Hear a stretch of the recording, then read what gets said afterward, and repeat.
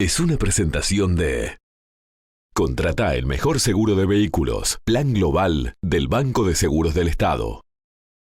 PharmaShop. Aprovecha todos los días un 10% de descuento con Pharmacar Santander. El Instituto Italiano abre inscripciones para sus cursos online. Comienzo 15 de marzo.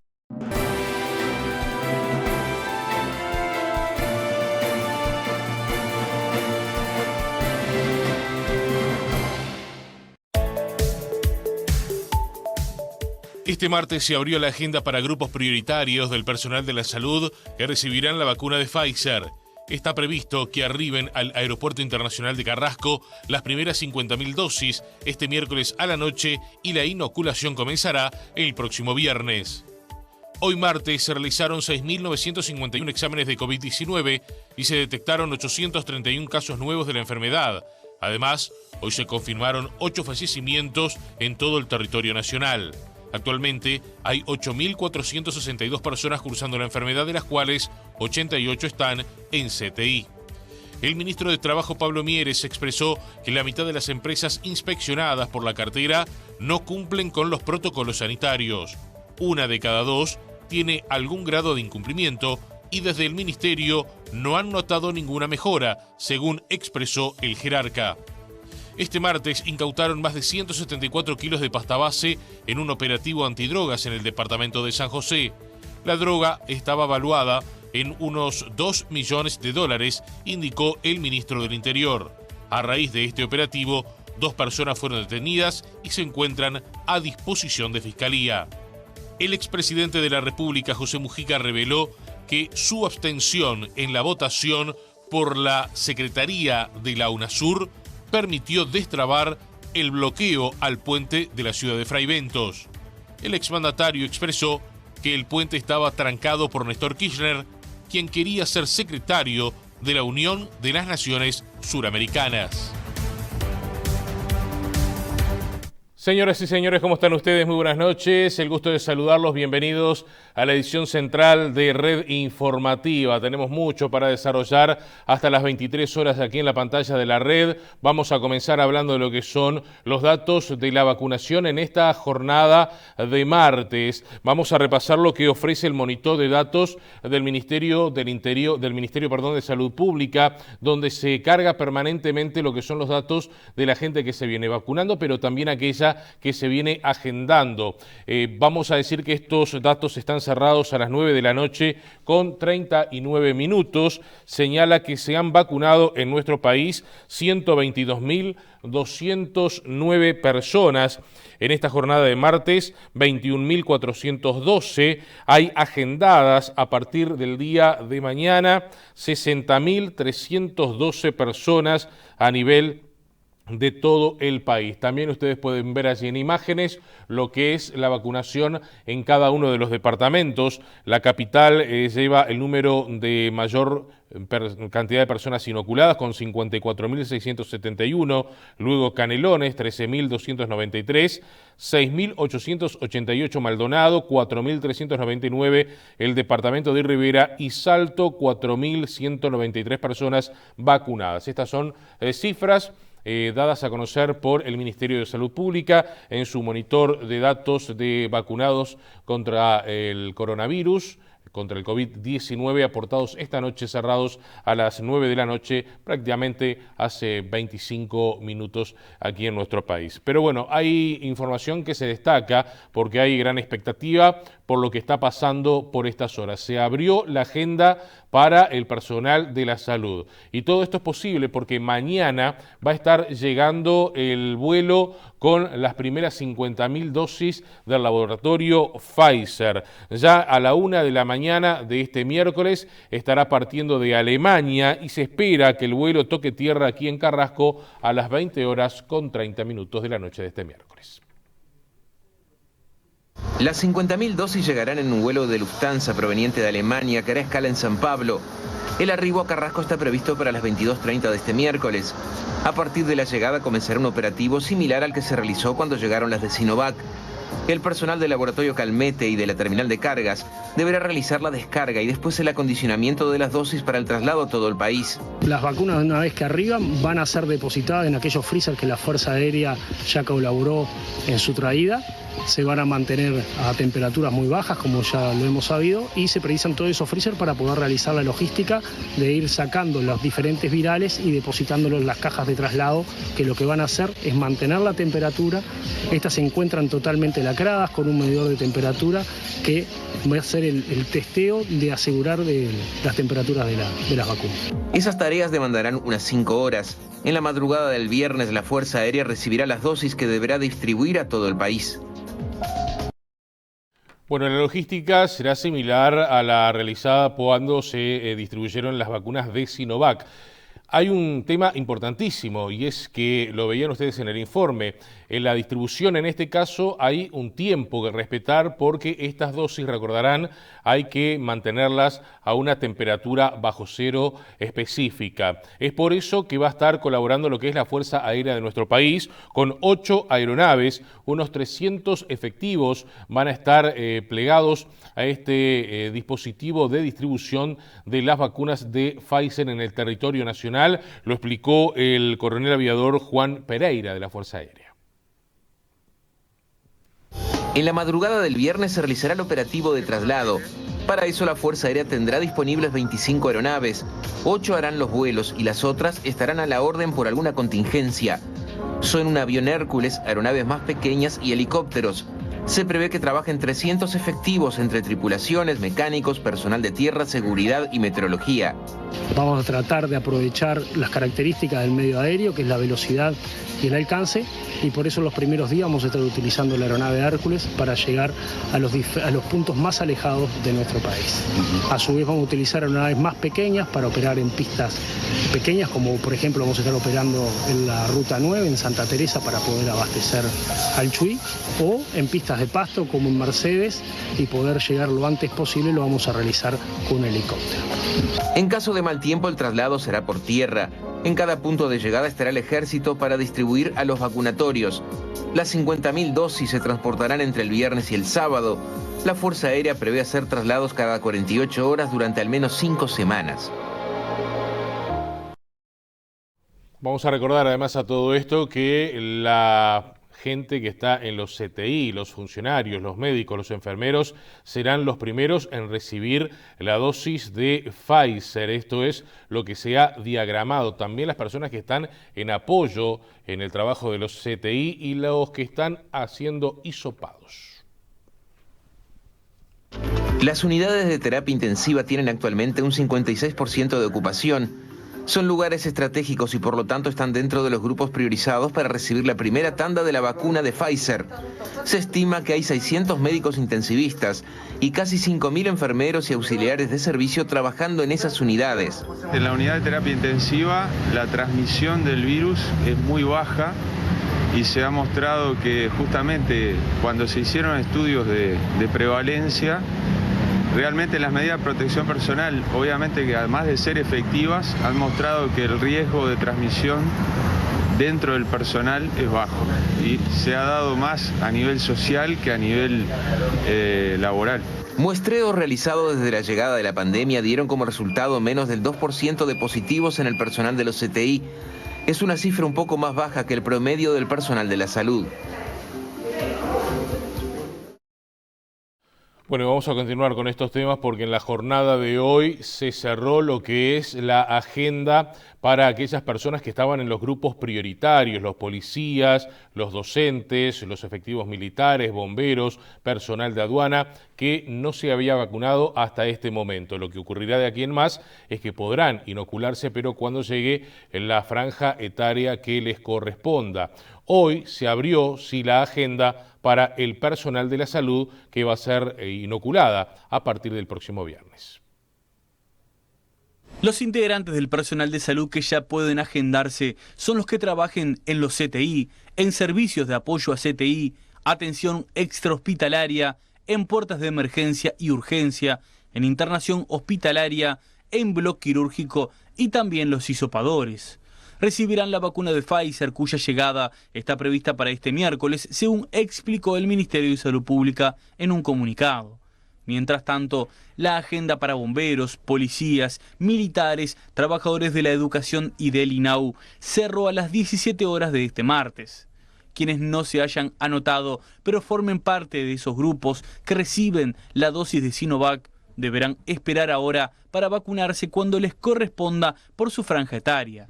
Por otra parte, para las personas que se encuentren en diálisis crónica, en lista de pretrasplante y en la franja etaria de entre 55 y 59 años, Salud Pública aclara que en los próximos días se abrirá nuevamente la agenda. Bueno, vamos a recordar que en la jornada de hoy se registraron 831 casos positivos. Tenemos que hablar además de 8 personas que perdieron la vida. En total, en estos momentos hay en el Uruguay 8.462 casos, 88 personas están internadas en CTI. Ya desde las últimas horas, el Uruguay ha vuelto a ingresar a la zona roja, según el índice de Harvard. Según indicó la epidemióloga Jacqueline Ponzo, hay preocupación por lo que es la aceleración de los contagios. Además, no se descarta la circulación del virus P1, esta nueva cepa que se ha registrado allí en Brasil. Con promedio semanal nacional de 25,19 casos nuevos diarios cada 100.000 habitantes, Uruguay volvió a estar en zona roja según el índice de Harvard. Montevideo, Durazno, Tacuarembó, Artigas, Rivera y Cerro Largo están en esa situación. Hay 8 departamentos en naranja y los restantes 5 en amarillo. Lo que más nos debe llamar la atención en este momento es que tenemos los departamentos de frontera con Brasil en esa situación. Nos habla de una alta circulación del virus nuevamente, de un número alto de personas contagiadas. Esto va junto con una alta positividad, o sea, de los test que estamos realizando, el porcentaje que dan positivos es muy alto. Y entonces ahí tenemos que leer otro dato, y es que hay casos que no tenemos identificados que seguramente están circulando. Estas condiciones dificultan la contención de la pandemia y los departamentos de frontera seca reflejan el impacto en el país de la situación existente en Brasil con una mutación más agresiva del virus. Una situación catastrófica en este momento, con más de 2.000 muertes diarias, con una cepa variante que tiene una mayor transmisión que la versión original del virus. Y bueno, esto nos tiene que poner en alerta doblemente, por la alta circulación y por la situación epidemiológica de Brasil con esta cepa. Avanzar con la vacunación es tan importante como mantener los cuidados personales, uso de tapabocas, limpieza de manos, distanciamiento físico y evitar contactos innecesarios. Entonces, en este momento, analizar cuál es nuestra situación de movilidad y qué cosas podemos reducir es necesario, porque de lo que hemos comprobado es que, por un lado, es muy efectivo cuando se logra controlar la movilidad para bajar la incidencia, ¿sí? Y por otro lado, sabemos que no tenemos otras medidas. Bueno, y a propósito de lo que está ocurriendo en Brasil, ya vamos a hablar de esta nueva cepa P1 y lo que genera en el país vecino. Pero antes les contamos que el Gobierno Nacional, hoy el Ministro de Salud Pública anunció que se resolvió enviar a lo que son las ciudades de frontera, la frontera seca de nuestro país con Brasil, lo que es el remanente que ha sobrado de la vacuna Sinovac. Esto, por ejemplo, destacó el intendente del departamento de Rivera, Richard Sander, quien dijo que esto puede parar lo que es el avance de la pandemia del otro lado de la frontera. Además, destacó el alto nivel de vacunación que hay en su departamento. El ministro de Salud Pública, Daniel Salinas, anunció este martes que el gobierno enviará el remanente de vacunas del primer envío de Sinovac a las ciudades limítrofes en la frontera seca con Brasil. El intendente de Rivera aseguró que es una buena noticia y destacó el alto nivel de vacunación en ese departamento. Cuando salió de 55 a 59 años, la gente respondió en Rivera. Somos el cuarto departamento en cuanto a la cantidad de gente que se dio la primera dosis de la vacuna, de la Sinovac. Y hoy de mañana nos avisó el ministro que habían decidido que todos los sobrantes venían para la frontera, con lo cual cerramos aquel planteo que lo habíamos hecho en el mes de enero, después del SECOED, y que la semana pasada se lo planteamos al propio ministro el día viernes y el día jueves al secretario de la Presidencia, Álvaro Delgado. Nos quedamos muy contentos. Es la única manera de parar la pandemia, es con la vacuna. Por otra parte, los vacunatorios ya se preparan para vacunar al personal de la salud con la vacuna de Pfizer, que empezará a darse el viernes a unas 3.500 personas en ese departamento. Nosotros hicimos un recuento del personal de salud del departamento y estarían arribando a 3.500 personas. En principio se van a vacunar personas de CTI, personas que están abocadas a los hisopados en todas las áreas, emergencia, urgencia, médicos de sala, enfermería de sala. Bueno, les decíamos a propósito de lo que es esta nueva cepa que se conoce en Brasil, la P1, que ha afectado fundamentalmente y duramente lo que es la ciudad de Manaus, se la conoce también como la cepa de Manaus. Ha causado mucha complicación en el país vecino y según las autoridades de nuestro país, la medida más efectiva para contrarrestarla es avanzando en lo que es la vacunación rápidamente aquí en nuestro país.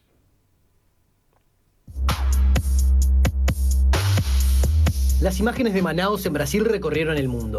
Personas desesperadas por acceder a un tanque de oxígeno y sistemas de salud completamente saturados. A la fecha, Brasil atraviesa su peor momento con la pandemia, con un promedio de más de 1.300 muertes registradas a diario y la presencia de una nueva cepa.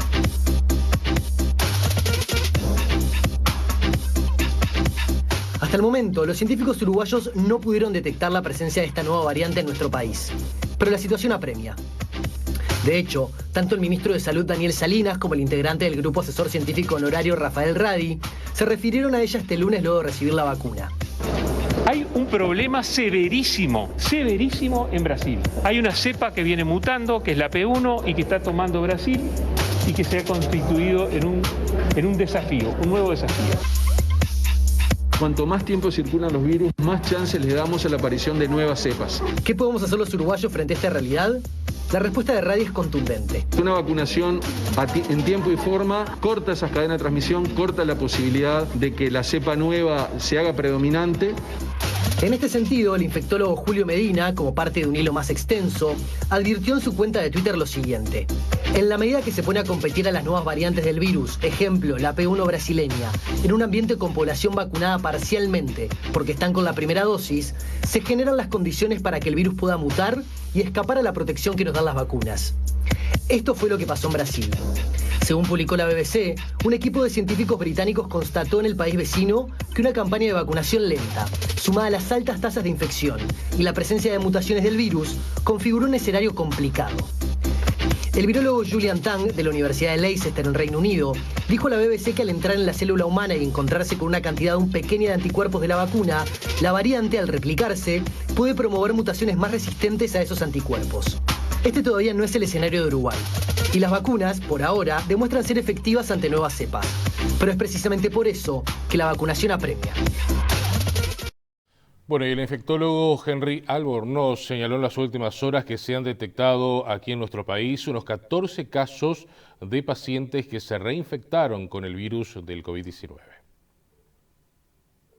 Y se vio que esta segunda infección era por una variante distinta de la cual circulaba en el Uruguay en el momento que hicieron la primera infección.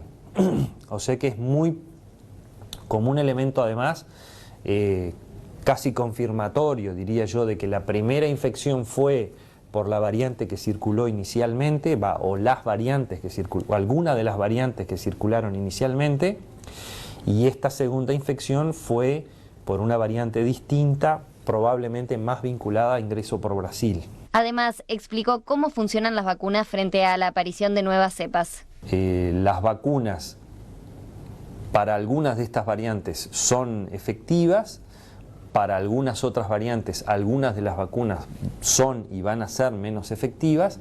Lo que pasa es que estas plataformas vacunales nuevas, la de ARN mensajero y probablemente la de vectores virales, pero fundamentalmente la de ARN mensajero, son un desarrollo tecnológico tan espectacular que van a permitir rápidamente generar vacunas específicas para esas variantes si esas variantes empiezan a escapar a la inmunidad que genera la vacuna original.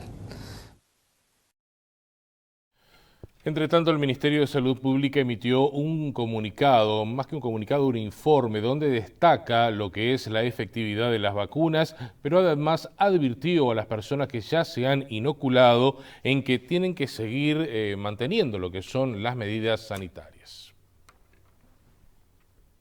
En una guía elaborada para los profesionales de la salud, señala que se requieren las 2 dosis para que la protección sea máxima, algo que en el caso de Sinovac y Pfizer se logra a los 40 días. Además, ninguna vacuna es 100% eficaz y puede haber personas que no generen inmunidad frente a la enfermedad a pesar de ser vacunadas.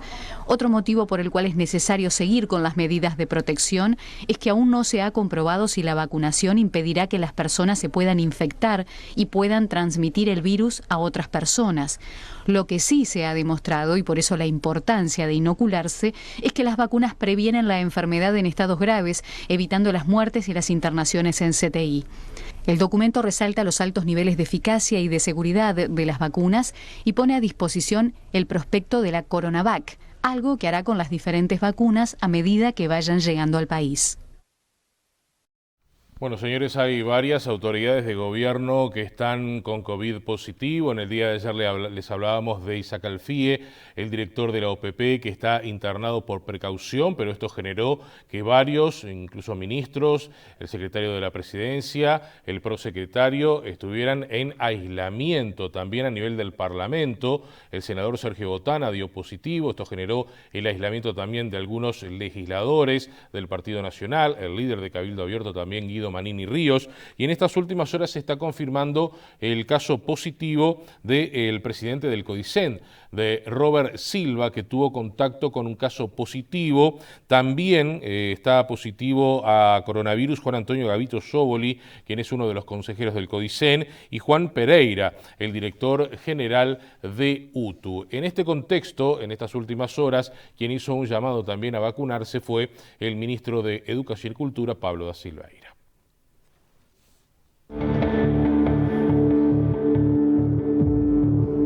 No hay una obligación legal de vacunarse, pero creo sí que es un deber ante uno mismo para cuidarnos y es un deber ante todos los demás, porque en la medida en que nos vacunamos y nos inmunizamos, dejamos de ser un peligro para nosotros. Y cuantos más uruguayos hagamos eso, esto más fácil va a ser controlar esta pandemia. No lo pensó 2 veces, cuando le tocó vino. Cuando abrieron mi grupo de edad me anoté enseguida y me anoté aquí en el Hospital Maciel, que queda cerca del Ministerio, y la verdad que muy contento, una organización excelente, una calidad humana fantástica de la gente, todo muy agradable, todo muy fácil y no duele. Bueno, también se vacunaron en esta jornada el director del Hospital de Clínicas, Álvaro Villar, el doctor Álvaro Villar. Ha sido el sector de la realización de eventos, de fiestas, de reuniones. Se viene manejando una posibilidad y en estas últimas horas hubo cierto avance. Se intenta lograr, para posibilitar estas reuniones, que haya en farmacias lo que se conoce como test antígenos. Esto que demoran unos 15 minutos y tendría un costo aproximado de $3 o $4. Hoy lo que es la Asociación de Farmacias del Interior del país se reunieron en Torre Ejecutiva con las autoridades del Gobierno Nacional para avanzar en esta iniciativa. El planteo es poder hacer los test en la farmacia y llevar de allí un pasaporte de salud que los habilite a cualquier persona que vaya a participar en una fiesta, en un evento, en un casamiento, que los habilite a poder hacerlo. ¿Qué tan viable lo ven ustedes en la instrumentación a esto? ¿Cómo? ¿Qué tan viable lo ven ustedes en la instrumentación a este mecanismo? Y nosotros pensamos que en este momento la farmacia es un comercio, pero también es un lugar de servicio y estamos muy contentos de que nos hayan tenido en cuenta por primera vez para poder dialogar entre los dos y poder hacer el proyecto juntos, ¿no? Yo creo que jerarquiza a la farmacia, como en otros lugares del mundo, en otros países del mundo, incluso ya se han vacunado, ¿no? A las farmacias, en la farmacia. Concretamente, ¿cómo serían los test? ¿Tendría que tener un personal especializado? ¿Cómo se realizaría? ¿Qué tipo de test se realizarían? ¿En cuánto estaría ese resultado? Bueno, está todo muy verde, ¿no? Pero la idea es que en pocos días pueda salir. Sí, serían 2 test combinados,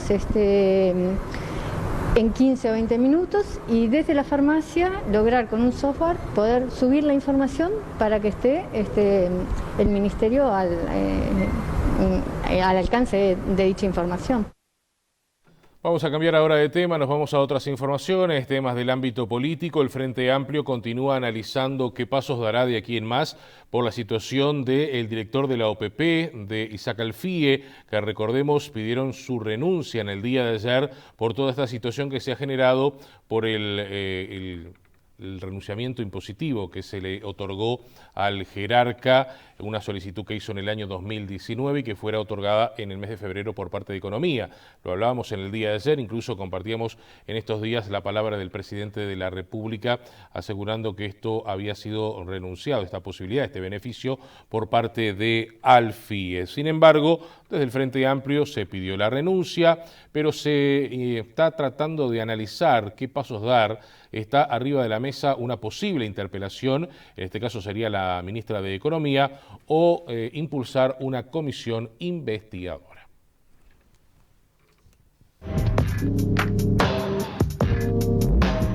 Lo que sí tenemos claro es que acá hay un problema ético grave, que inclusive la actitud del presidente solicitándole que renunciara al beneficio que había obtenido demuestra que hay una situación por lo menos inconveniente o irregular que llevó a tomar esa decisión. La oposición se plantea convocar autoridades para que expliquen la situación del director de OPP, Isaac Alfie, quien, en acuerdo con el presidente de la República, renunció a exoneraciones fiscales solicitadas en diciembre de 2019 y otorgadas a su empresa en febrero pasado. La bancada del Frente Amplio analizó la situación y, si bien el diagnóstico es claro, se tomarán una semana para evaluar qué acción emprender. Por ejemplo, está la interpelación, obviamente, la generación de una comisión investigadora, el llamado a comisión general, el llamado a una comisión parlamentaria. Como verás, son muchas las posibilidades. Y cada una tiene sus características, sus condiciones y sus consecuencias. Eso es lo que estamos analizando y por eso nos dimos esta semana. A diferencia de la interpelación, que puede definirse con votos del Frente Amplio, otros instrumentos pueden requerir consenso del oficialismo y eso también está en consideración. Pero si hay, digamos, confianza en la actuación del Poder Ejecutivo y en el caso concreto del director de la OPP, sería razonable que se nos dieran los votos para que la situación se aclarara. Bueno, y entre tanto, legisladores de la coalición de gobierno respaldaron el accionar de Alfie.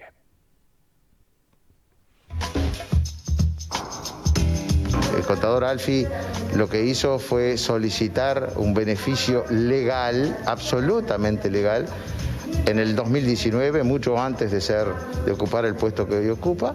Cuando terminó el plazo, a los pocos días, decidió, junto con el presidente de la República, renunciar a ese beneficio, que no debió haber renunciado, incluso podría no haber renunciado, porque más allá del lugar que ocupa, no es ningún privilegio el que estaría obteniendo, sino lo que dispone la ley. De cualquier manera, justamente por ética, renunció a ese beneficio. Puede ser que tengamos que pensar que alguien por trabajar en el gobierno se vea perjudicado en relación a los derechos a los que accede cualquier habitante común. Estamos hablando de una ley de fomento de inversiones. Quiere decir que al Estado la inversión le sirve, por algo la fomenta, la promueve. ¿Cómo la promueve? Exonerando impuestos. Pero si es un funcionario de gobierno, ¿eso cesa? No, en la razón de existir de esa ley, que se llama el ratio lesi, la razón del legislador, está la promoción. Esa promoción sigue existiendo de las inversiones. Yo creo que por un exceso de prurito, un exceso y para evitar sobre todo una reacción política, fue que se renuncia a un beneficio que correspondía. Este va a ser una primera pausa en esta edición central. Más adelante llegarán los deportes, también información vinculada a la seguridad. Se realizó una importante incautación de pasta base en el día de hoy en el departamento de San José. Habló el ministro Jorge Larrañaga. También estaremos compartiendo con ustedes información internacional destacada. La situación del COVID-19 en Brasil, donde es muy compleja realmente, y también lo que es la campaña de vacunación, por ejemplo, en Chile. Venimos enseguida.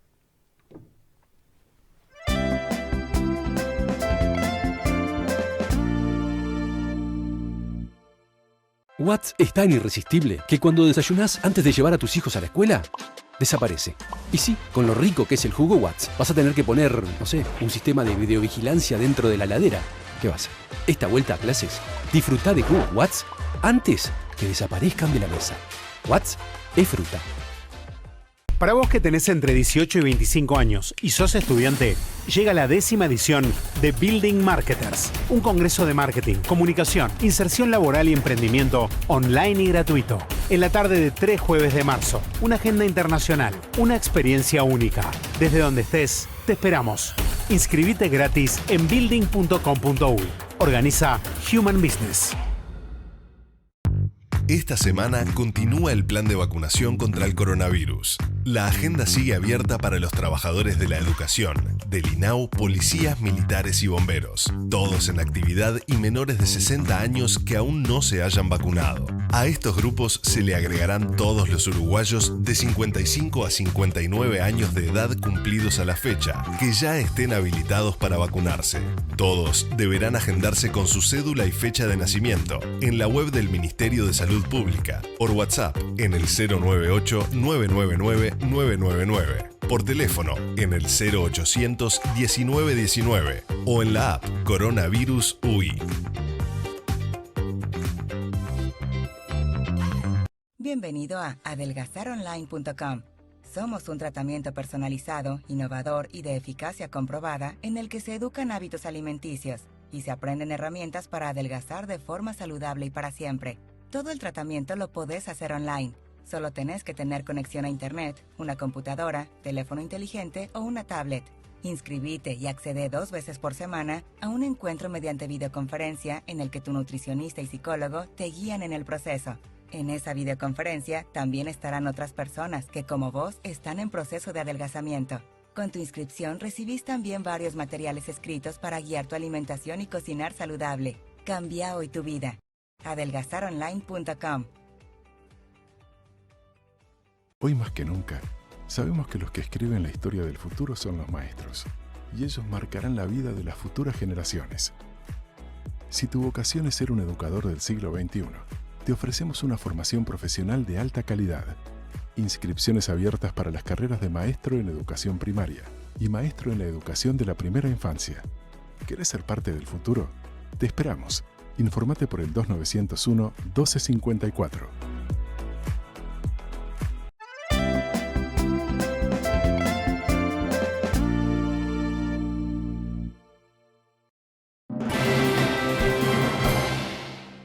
Señores, vamos a avanzar en el capítulo deportivo. Nacional se afianza en lo que es el torneo local, en el clausura, más que nada pensando en la tabla anual que está bien en la punta y difícil de que se lo alcance, pero en lo que tiene que ver con el clausura, el próximo fin de semana, el día sábado, estará enfrentando a Danubio en Jardines, estará enfrentando este cotejo sin la presencia de su goleador, Vergesio.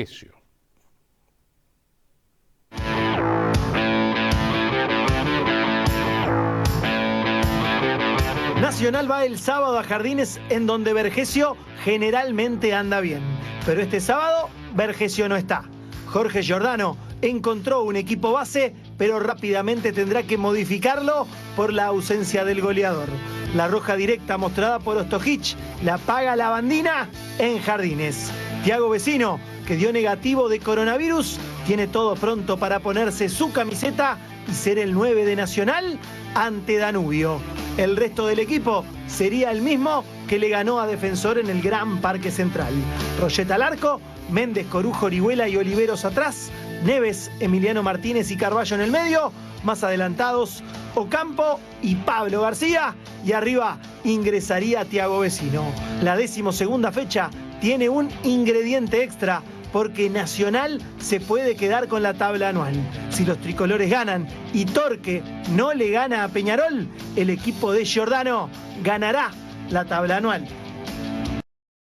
Bueno, y a todo esto Peñarol enfrentará a Montevideo City Torque el día domingo sin la presencia de Giovanni González. La Riera podría colocar al Mono Pereira en lugar de Acosta, que iría como volante.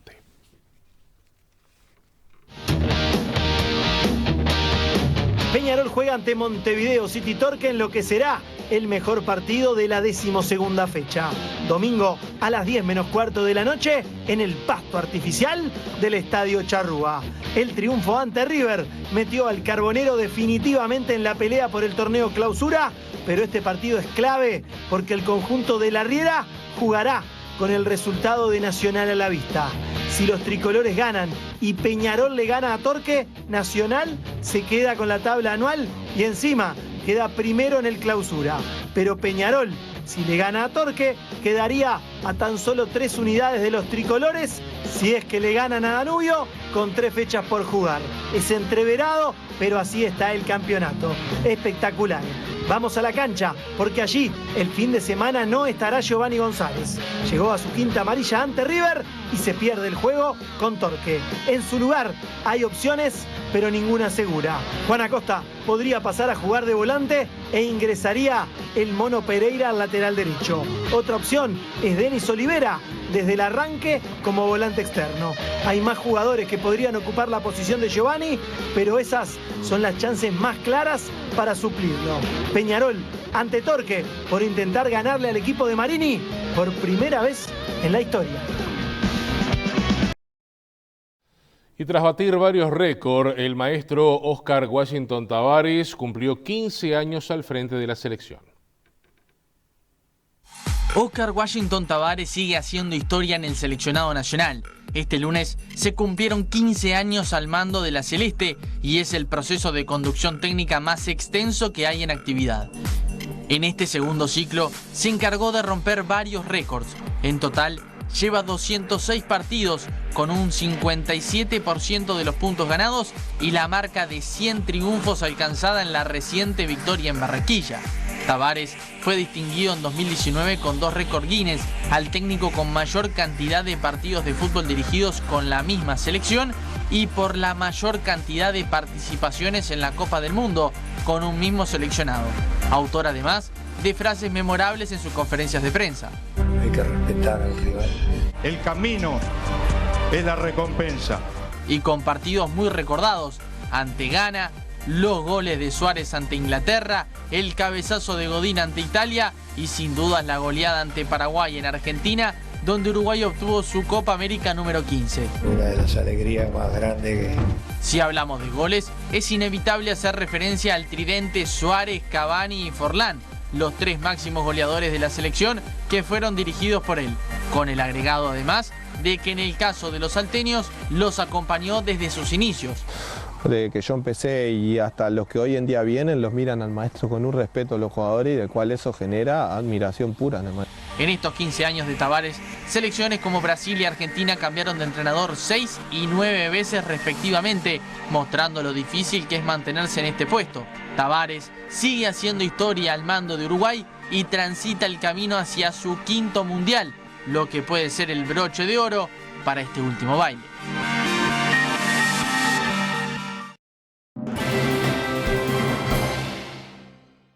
Señores, en el panorama internacional nos vamos a quedar en principio por aquí, por la región, porque la crisis sanitaria en Brasil ha llegado a tal punto que se decretó el toque de queda en Brasilia.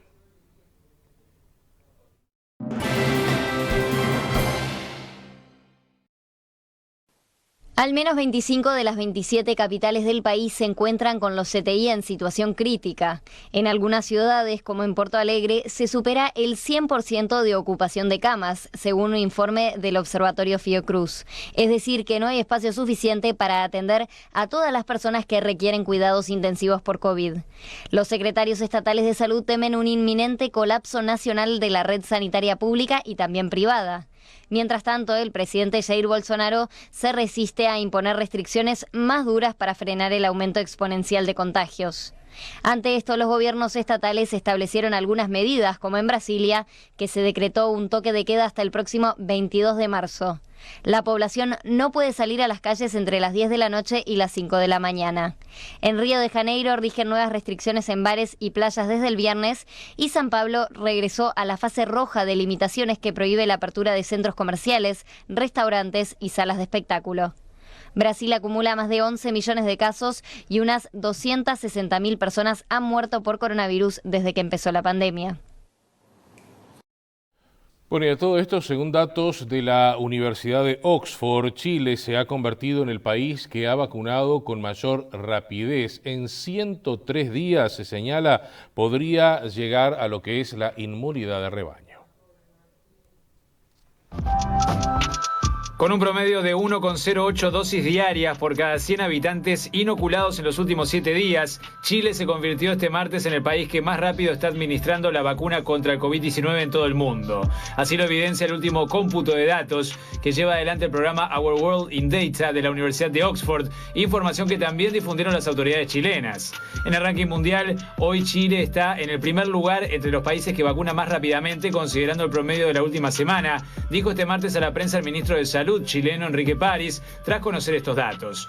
Hasta ahora, Israel era el país que venía liderando la inoculación de dosis con base en el promedio de los últimos 7 días, quedando esta jornada con 1,03 según los últimos datos. Asimismo, tomando únicamente los datos del lunes, Chile también se situó como líder mundial en la administración de la vacuna por cada 100 habitantes, con un promedio de 1,67 dosis frente a las 1,20 que inoculó Israel esa jornada. La campaña de vacunación desplegada por las instituciones de salud chilenas es líder en Latinoamérica y una de las mejores del mundo, según estos datos, que basa su éxito en la amplia red de atención primaria distribuida a lo largo de un territorio de más de 4.200 kilómetros. El otro factor clave fue la negociación de las vacunas, que ha servido para garantizar 35 millones de dosis, de las que casi 10 millones ya han llegado a Chile, sumando cargamentos de diferentes laboratorios, siendo mayoritaria la aportación china de Sinovac.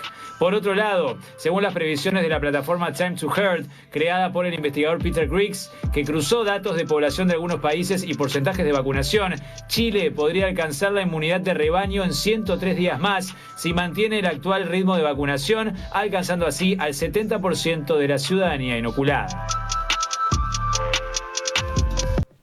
Bueno, y en los Estados Unidos comenzó en esta jornada de martes el juicio por el homicidio del afroestadounidense, debe decir, George Floyd. El proceso contra el policía blanco Derek Chauvin, acusado de asesinar al hombre negro de 47 años George Floyd, comenzó este martes con la selección de los jurados, 9 meses después del incidente que reabrió las heridas del racismo y la brutalidad policial en Estados Unidos. Derek Chauvin, expulsado de la policía, enfrenta cargos por asesinato en segundo grado y homicidio involuntario por la muerte de Floyd, ocurrida el 25 de mayo del año pasado en Minneapolis. La selección del jurado iba a comenzar este lunes, pero fue aplazada un día porque la acusación quería sumar un tercer cargo, el de asesinato en tercer grado. Una corte de apelaciones aún no se pronunció sobre esa solicitud, pero el juez Peter Cahill decidió empezar con la selección del jurado. El asesinato en segundo grado tiene una pena máxima de 40 años de prisión, mientras que el de tercer grado conlleva 25 años de cárcel. La selección del jurado puede llevar hasta 3 semanas y se espera que los primeros alegatos del juicio comiencen el 29 de marzo. Chauvin, de 44 años, fue expulsado de la policía después de que un video de un transeúnte lo mostrara aplastando el cuello de Floyd con su rodilla durante casi 9 minutos, mientras el hombre suplicaba por su vida. La muerte de Floyd reabrió las heridas raciales en Estados Unidos, desatando meses de violentas protestas contra el racismo y la brutalidad policial, tanto en ese país como en el mundo. If he's not guilty, I don't know who's guilty. Because we deliberately saw him take his time. But he literally had my nephew under his knee for over 10.5 minutes after he had died. Otros 3 policías involucrados en el arresto de Floyd enfrentan cargos menores y serán juzgados separadamente. Los 4 fueron despedidos de la policía de Minneapolis. El arresto de George Floyd en plena calle se produjo tras acusaciones según las cuales habría tratado de pagar con un billete falso de $20 en una tienda cercana. El juicio de Derek Chauvin se considera como un posible hito en un país que ha elegido recientemente a su primera vicepresidenta afrodescendiente, pero que históricamente ha visto cómo los agentes de policías se salvan de ser condenados por sus actos abusivos.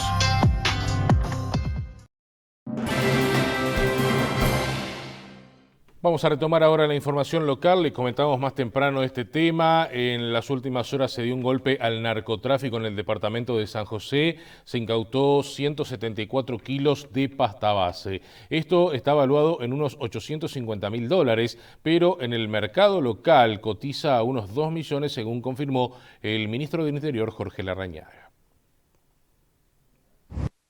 Que dio cuenta de la culminación de un procedimiento proveniente de gente que venía del norte y que en ruta 3, a unos 80 kilómetros de Montevideo, en el departamento de San José, se procedió a la detención de esta camioneta que está aquí atrás con 2 personas, un masculino y un femenino, y una femenina, donde se pudo dar cuenta de la incautación de 170 ladrillos de pasta base de cocaína, que pesados son 174 kilos 420 gramos, lo cual es una cantidad muy importante, porque yo recién relataba que estos 174 kilos de pasta base de cocaína son 1.740.000 dosis que vendidas a 50 pesos cada una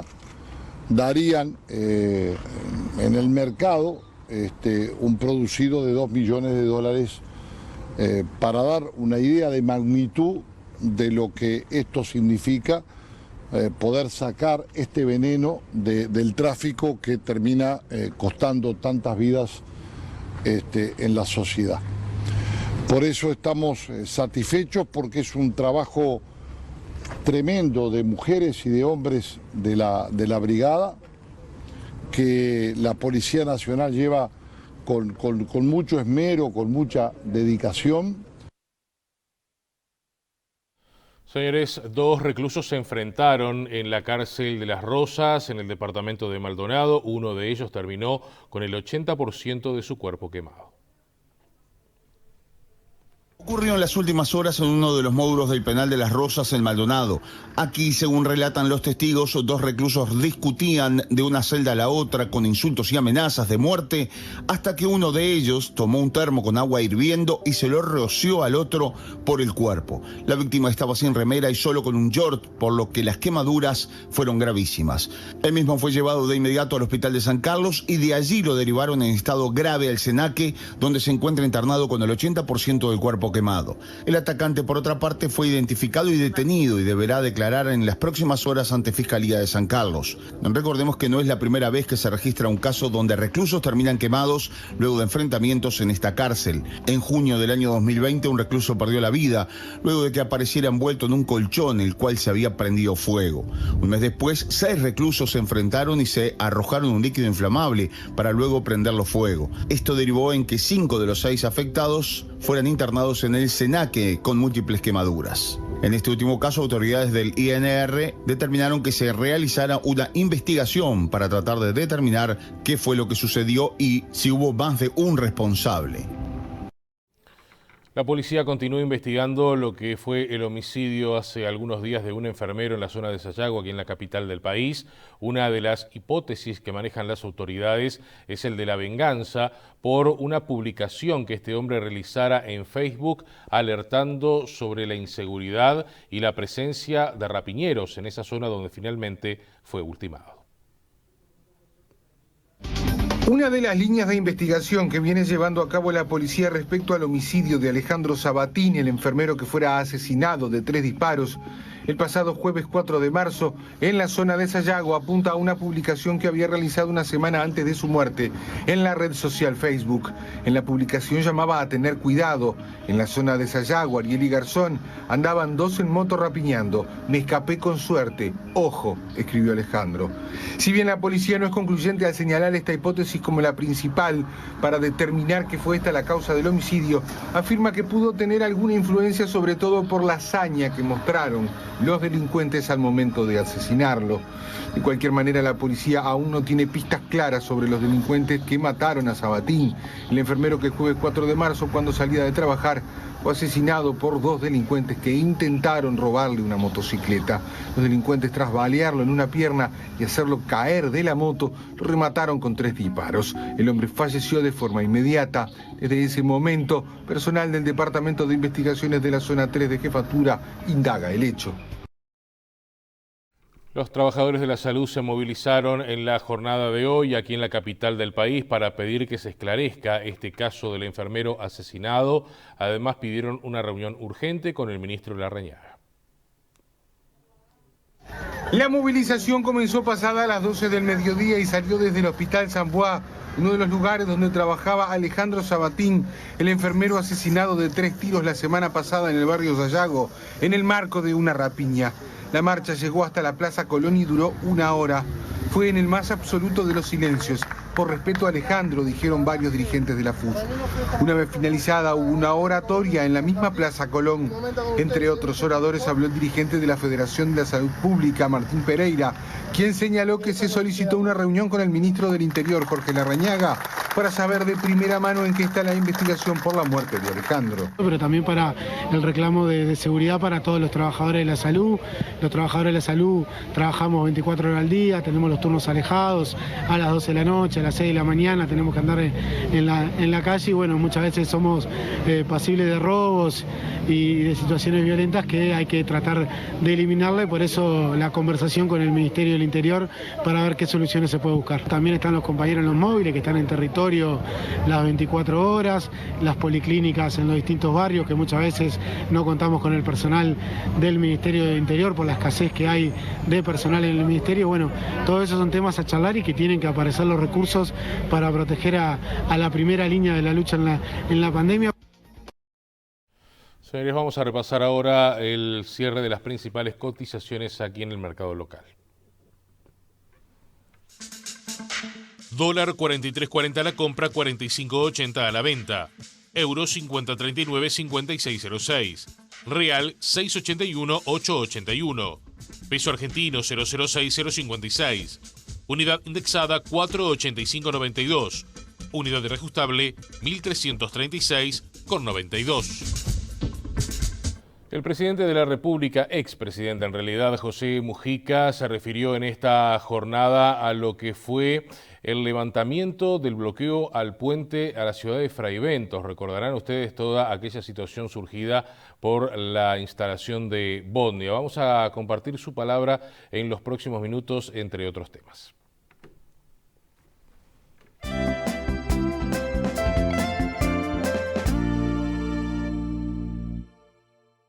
Esta vuelta a clases, hacela fácil con el préstamo Aliviados de ACAC y sacate un sote en tranquilidad. Solicita ahora el préstamo Aliviados y paga la cuota cada 2 meses. Pagala un mes sí, un mes no, un mes sí, un mes no, uno sí, uno no. Y para estar mucho, pero mucho más aliviados, la primera cuota la pagás a los 60 días. Pedilo por WhatsApp, por teléfono o por nuestra web. Esta vuelta a clases estás más aliviado que nunca. ACAC, más rápido, más fácil.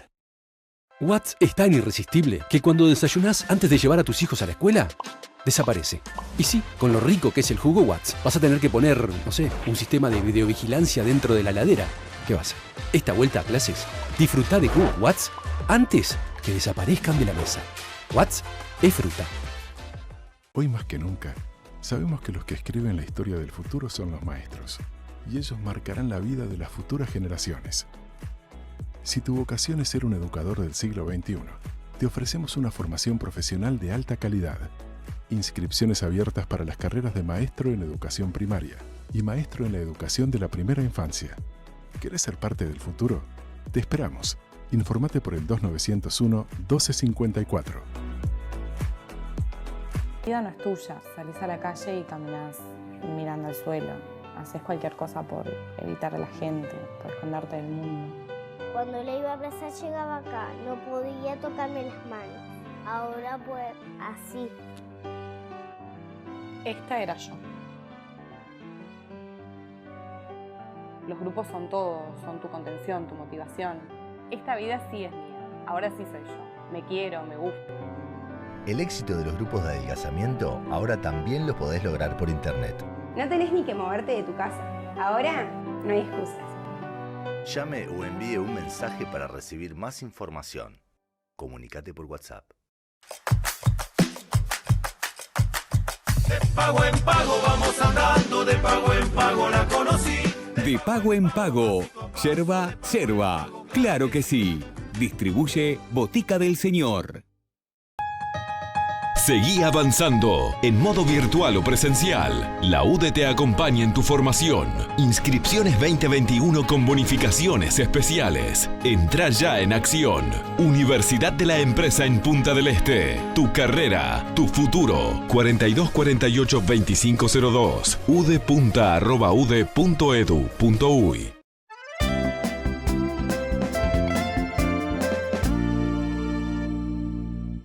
Seguimos compartiendo con ustedes más información. El expresidente Mujica señaló en esta jornada, recordó que la abstención de Uruguay en lo que fue la votación del secretario general de la UNASUR, en ese caso fue Néstor Kirchner, posibilitó el levantamiento del bloqueo al puente en Fray Bentos.